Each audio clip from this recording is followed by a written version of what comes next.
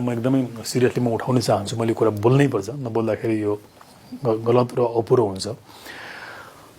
जस्तो अहिले एउटा पार्टीको सभापति लगायत जसले मुद्दाहरू खेपिराख्नु भएको छ, उहाँसँग दर्जनौं मुद्दाहरू अदालतमा चाहिँ विचार दिन्छन्। अब ती मध्ये सङ्गठित अपराध र सम्पत्ति शुद्धिकरणको पनि एउटा गम्भीर मुद्दा हो। अहिले सरकार चाहिँ जेनजीको आन्दोलनको बेसमा बनेको सरकार छ। जेनजीहरूले बारम्बार भनेको कुरा चाहिँ हाम्रो अरू संविधानै फेर्ने, व्यवस्था फेर्ने कुनै एजेन्डा थिएन, सुशासन र भ्रष्टाचार विरुद्धको चाहिँ हाम्रो कुराहरू थियो भन्ने उहाँहरूको छ।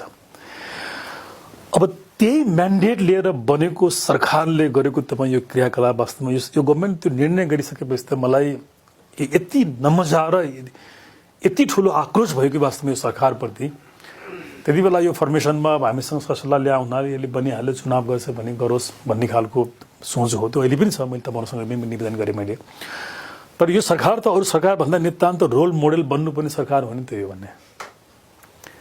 यसको जग तपाईँ हेर्नु न, त्यो 23 र 24 को घटना सामान्य हो। मैले अघि भने नि, देशलाई राख बनाएको हो, त्यो देशको राखमा गठन भएको सरकार हो कि।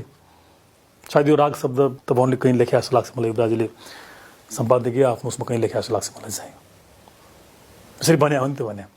तर यस्तो सरकारले के गर्यो भने कि आम मानिसलाई भ्रम छ प्लिज, त्यो कानुनले मिल्दैन भने एकपटक दायर गरेको त्यो अभियोगलाई संशोधन गर्ने भनेको त्यो अभियोगलाई बलियो बनाउनको लागि, सपोर्ट गर्नको लागि कुनै प्रमाणहरू भेटिए भने त्यसलाई थप्ने, त्यसलाई भनेको हो। त्यो दाबी नै तपाईँ विड्र गर्ने, दाबी नै फिर्ता गर्ने भन्ने कुरा होइन। फेरि यस्तो मुद्दा त अरू सयौं हजारौं नागरिकले यो देशमा आज बेहोर राखे होला नि भन्दा तपाईँ कानुनको प्रयोग सेलेक्टिभ हुन सक्छ। सरकारको नीति, सरकारको ट्रिटमेन्ट चाहिँ यस्तो खालको हुन सक्छ। मलाई लाग्छ यो असाध्य गम्भीर आपत्तिको विषय हो। जति निन्दा गरे पनि यो कम हुन्छ।